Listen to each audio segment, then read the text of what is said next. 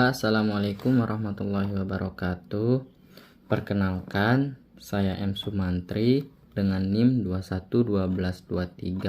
2112230007 dari kelompok 5. Pada kesempatan kali ini kami akan menjelaskan materi bab 12 mata kuliah Ekonomi Pembangunan tentang pembangunan daerah. Baiklah, yang pertama saya akan menjelaskan tentang definisi pembangunan daerah.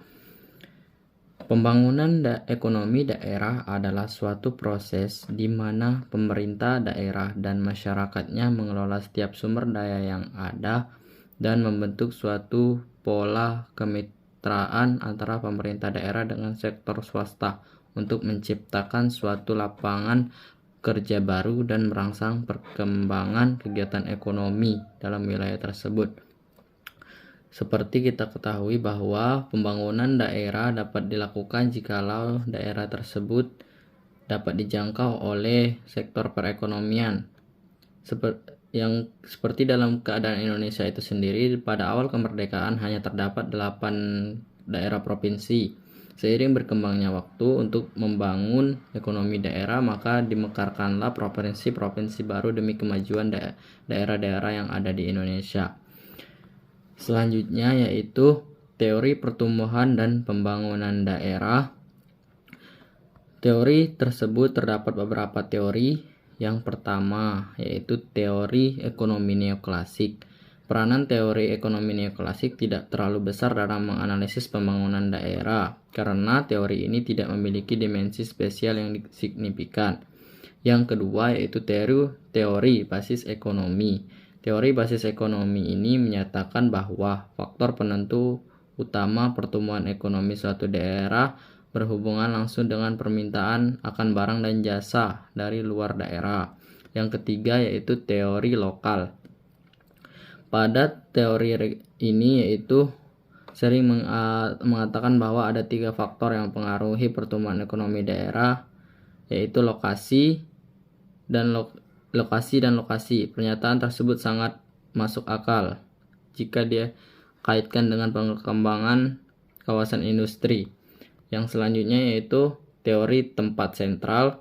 Teori tempat sentral yaitu setiap tempat sentral didukung oleh sejumlah tempat yang lebih kecil yang menyediakan sumber daya. Dan yang selanjutnya itu teori kausasi. Assalamualaikum warahmatullahi wabarakatuh. Saya Yusi Agustina dengan NIM 2112230043. Saya dari kelompok 5. Di sini saya akan melanjutkan materi yang sudah dijelaskan oleh teman saya. Paradigma baru teori pembangunan ekonomi daerah. Arti penting perencanaan pembangunan ekonomi daerah. Perencanaan pembangunan ekonomi daerah dapat dianggap sebagai perencanaan untuk memperbaiki penggunaan setiap sumber daya publik yang tersedia di daerah tersebut dan untuk memperbaiki kapasitas sektor swasta dalam menciptakan nilai sumber daya swasta secara bertanggung jawab. Berikut ini akibat-akibat yang kurang menguntungkan bagi daerah-daerah miskin. 1. Daerah-daerah miskin tersebut akan mengalami kesulitan dalam membangun sektor industrinya dan dalam memperluas kesempatan kerja. 2. Daerah-daerah miskin tersebut akan sulit merubah struktur ekonominya yang masih tradisional. Dan 3. Oleh karena sempitnya kesempatan kerja di daerah miskin tersebut, maka akan terjadi perpindahan tenaga kerja ke daerah maju. Dan di sisi lain, daerah-daerah pada mulanya memang akan menikmati banyak keuntungan dari ekspansi ekonominya, tetapi pada akhirnya akan mengalami kesulitan juga, antara lain 1. Karena daerah tersebut harus menampung penduduk dari daerah-daerah miskin. 2. Daerah-daerah ini akan menghadapi masalah-masalah sosial sebagai akibat dari perkembangannya, seperti masalah polusi, kerawanan keamanan, dan sebagainya. Argumen dari kelompok yang kurang setuju atau menolak segala campur tangan pemerintah terhadap pembangunan daerah adalah sebagai berikut. 1. Kelompok ini masih tetap percaya bahwa mekanisme pasar akan mampu menciptakan perkembangan yang harmonis antar daerah. 2. Campur tangan pemerintah justru akan mempengaruhi efisiensi ekonomi jika ditinjau dengan perspektif spasial atau keruangan atau kewilayahan. Dan yang terakhir, 3, tindakan seperti ini dianggap seperti membantu yang gagal dan menghukum yang sukses. Di sisi lain juga ada kelompok yang setuju dengan adanya campur tangan pemerintah dalam pembangunan daerah, juga mengemukakan beberapa argumen yang mendukung gagasan mereka, yaitu: 1. Jika perekonomian dikendalikan oleh mekanisme pasar, akan timbul keadaan yang menghambat perkembangan ekonomi di daerah yang terbelakang, sehingga keseluruhan wilayah di negara tersebut tidak berkembang secara harmonis. 2. Di dalam mekanisme pasar, keputusan tentang lokasi kegiatan ekonomi lebih banyak didasarkan pada metode coba-coba atau trial and error. 3. Campur tangan pemerintah sangat dibutuhkan oleh daerah-daerah yang baru berkembang. 4. Menghemat pengeluaran pemerintah untuk pembangunan daerah di masa yang akan datang. Dan yang terakhir, kelima, tujuan pembangunan bukan hanya semata-mata bersifat ekonomi, tetapi juga bersifat sosial politik. Assalamualaikum warahmatullahi wabarakatuh. Perkenalkan, nama saya Aldi Julianto. Saya dari kelas 5 Resmi Manajemen. NIM saya 2012-222-003. Baiklah, saya akan melanjutkan pemaparan materi dari rekan saya. Itu di sisi lain, kelompok yang setuju dengan adanya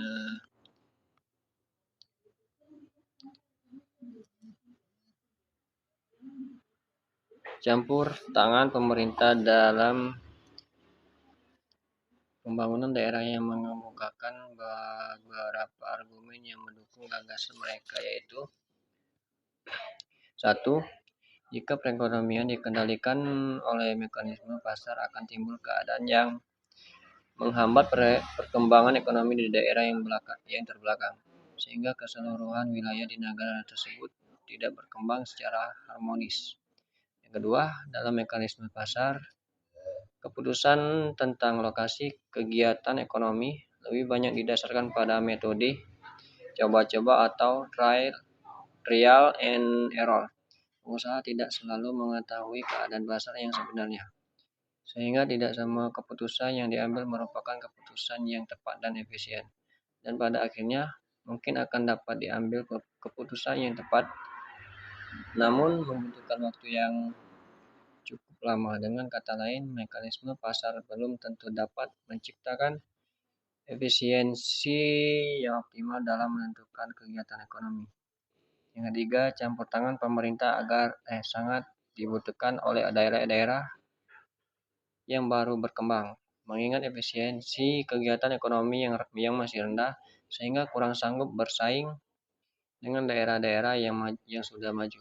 Namun keadaan tersebut bersifat sementara. Jika daerah tersebut sudah dapat berkembang dan bekerja secara efisien, diharapkan mereka akan mampu mengembangkan diri dengan baik tanpa bantuan dari pemerintah. Yang keempat, menghemat pengeluaran pemerintah untuk pembangunan daerah di masa yang akan datang. Proses pembangunan yang sedang berjalan di suatu daerah sebagai akibat dengan demikian akan mendorong adanya ekspansi kegiatan ekonomi pada berbagai daerah pada waktu yang bersamaan. Tindakan seperti itu, di samping membantu pembangunan daerah yang terbelakang, sekaligus dapat menghindari permasalahan yang dihadapi oleh daerah-daerah yang sudah maju.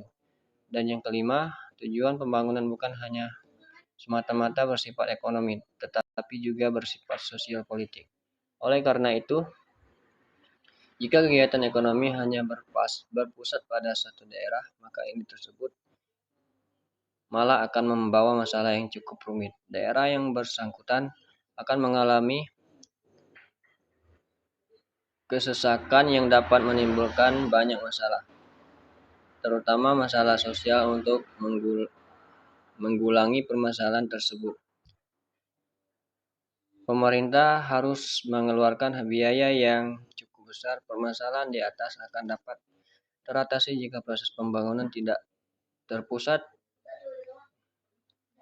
hanya pada satu daerah, melainkan tersebar ke seluruh daerah. Pembangunan daerah miskin dapat mengurangi kecepatan perkembangan di daerah-daerah maju, sehingga dapat mengurangi masalah-masalah sosial yang akan dihadapi di kemudian hari. Pembangunan daerah selain harus dapat mempertahankan dan melestarikan kebudayaan, daerah juga harus dapat mempertahankan penduduknya agar tidak berpindah ke daerah lain, sehingga mereka dapat mengembangkan kebudayaan yang ada. Saya Fitriana, NIM 2112123054. Di sini saya akan melanjutkan penjelasan dari teman saya dan saya akan menjelaskan tentang sumber daya perencanaan untuk pembangunan daerah. Dalam menciptakan lingkungan yang sehat, pemerintah daerah perlu menggunakan setiap sumber daya pembangunan yang ada secara optimal. Namun juga harus efisien mengingat adanya keterbatasan sumber daya yang tersedia. Lingkungan fisik sebagai sumber daya perencanaan. Bentuk-bentuk lingkungan fisik ini dapat dibuat seragam atau dengan kata lain pemerintah daerah dapat menyediakan jasa atau fasilitas khusus untuk memenuhi keinginan dunia usaha atau industri. Lingkungan regulasi sebagai sumber daya perencanaan. Untuk menarik dan mengembangkan dunia usaha di daerahnya, perlu adanya penyederhanaan sistem regulasi. Selanjutnya, lingkungan attitudinal sebagai sumber daya perencanaan. Keputusan yang diambil sektor swasta mengenai ekspansi investasi atau relokasi tidak hanya didasarkan pada data kasar. 4. Peran pemerintah dalam pembangunan daerah.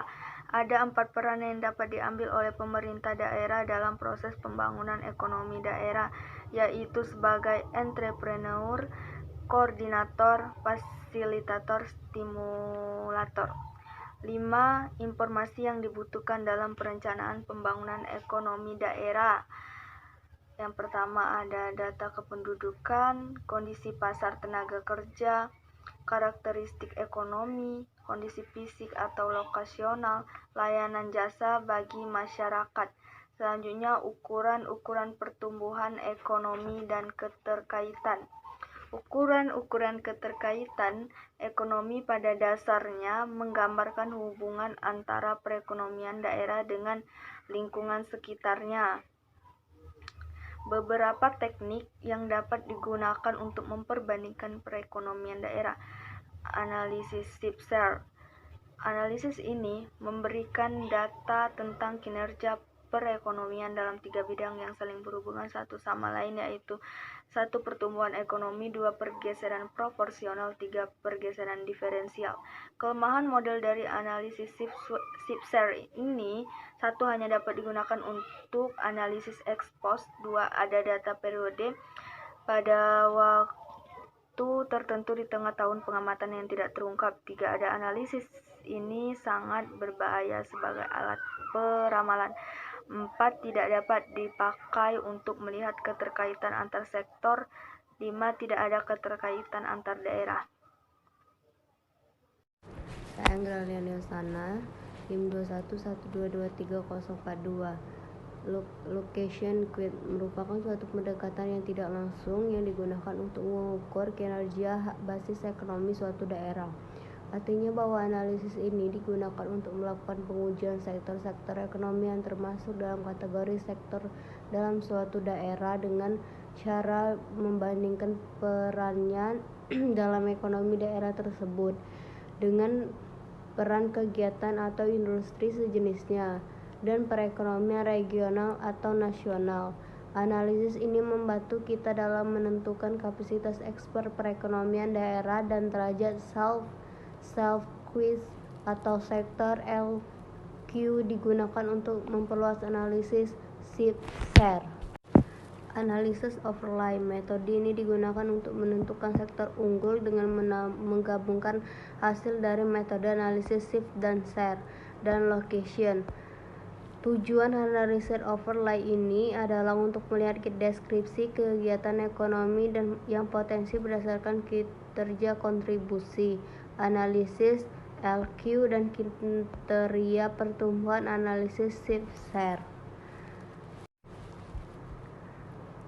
Tipologi klaster indikasi daerah tertinggal. Teori-teori pembangunan keuangan yang berkembang pada tahun 1950-an dan 1960-an mendorong para perencana di negara-negara industri seperti Prancis, Inggris, dan Amerika Serikat untuk memecahkan permasalahan regional yang cukup kasual, yaitu permasalahan daerah tertinggal atau terbelakang. Assalamualaikum warahmatullahi wabarakatuh. Perkenalkan, saya Imerto Sistriani dengan NIM 211223092. Di sini saya akan melanjutkan materi dari teman saya. Angka pengganda pendapatan. Angka pengganda pendapatan yang disimbol dengan huruf K adalah suatu perkiraan tentang potensi kenaikan pendapatan dari suatu kegiatan ekonomi yang baru di dalam masyarakat. Untuk menghitung angka pengganda pendapatan itu menggunakan rumus K sama dengan 1 dibagi 1 dikurang buka kurung M P C I dikali P S Y tutup kurung. Di mana K adalah angka pengganda pendapatan, MPCI adalah proporsi pendapatan daerah yang dibelanjakan di daerah, PSC adalah bagian dari pengeluaran daerah yang menghasilkan pendapatan bagi daerah. Selanjutnya adalah angka pengganda pengerjaan. Angka pengganda pengerjaan ini dimaksudkan untuk mengukur pengaruh suatu kegiatan ekonomi baru terhadap penciptaan jumlah pekerjaan. Rumus untuk menghitung angka pengganda pekerjaan ini adalah sebagai berikut. Angka pengganda pekerjaan sama dengan pengerjaan total dibagi pengerjaan sektor ekspor. Selanjutnya adalah analisis input-output. Input-output adalah suatu teknik pengukuran ekonomi daerah regional. Teknik ini diperkenalkan oleh Vesely Leontief tahun 1951. Biasanya teknik analisis ini digunakan untuk melihat keterkaitan antar industri dalam upaya untuk memahami kompleksitas perekonomian serta kondisi yang diperlukan untuk mempertahankan keseimbangan antara penawaran dan permintaan. Teknik ini sering juga dikenal sebagai analisis antar industri. Selanjutnya yaitu rasio penduduk pengerjaan atau RPP. Salah satu cara yang terbaik untuk mengetahui kemampuan sektor dalam perekonomian adalah menangkap peluang kesempatan kerja adalah dengan cara menentukan proporsi lapangan kerja yang dihasilkan untuk penduduk suatu daerah per sektor. Analisis ini sering disebut dengan rasio penduduk pengerjaan. Selanjutnya yaitu kapasitas pengembangan ekonomi masyarakat. Informasi tentang kondisi perekonomian tidaklah cukup sebagai indikator kemampuan masyarakat dalam pembangunan ekonomi. Oleh karena itu, analisis tentang profil kelembagaan masyarakat juga perlu ditambahkan. Untuk menilai kapasitas suatu masyarakat dalam suatu daerah dalam upaya untuk melakukan pembangunan sosial ekonomi terpadu dalam jangka panjang, diperlukan informasi-informasi tentang sistem kelembagaan di daerah sebagai berikut. Lembaga-lembaga masyarakat, misalnya yaitu organisasi-organisasi keagamaan, organisasi sosial, kelompok masyarakat, dan sebagainya. Ya, selanjutnya yaitu struktur ekonomi. Organisasi-organisasi dengan fokus daerah, misalnya Kandida, asosiasi-asosiasi kelompok usaha, organisasi pekerja, dan sebagainya. Pemerintah daerah merupakan kunci keberhasilan pembangunan ekonomi daerah. Oleh karena itu, pemerintah daerah semua jajarannya harus mempunyai kapasitas yang tinggi untuk menjadi partisipan yang penuh dalam proses pembangunan daerah. Lembaga-lembaga keuangan, misalnya bank, perusahaan asuransi, perusahaan di daerah tersebut, pengembangan industri dan pengusaha kecil dan sebagainya. Lembaga-lembaga pendidikan dan pelatihan pendidikan, terutama pendidikan tinggi, merupakan sumber daya utama dalam pembangunan ekonomi. Lembaga-lembaga pendidikan dan pelatihan akan mampu menyediakan sumber daya manusia yang terlatih dan keahlian-keahlian di bidang penelitian dan pengembangan bagi program pembangunan ekonomi.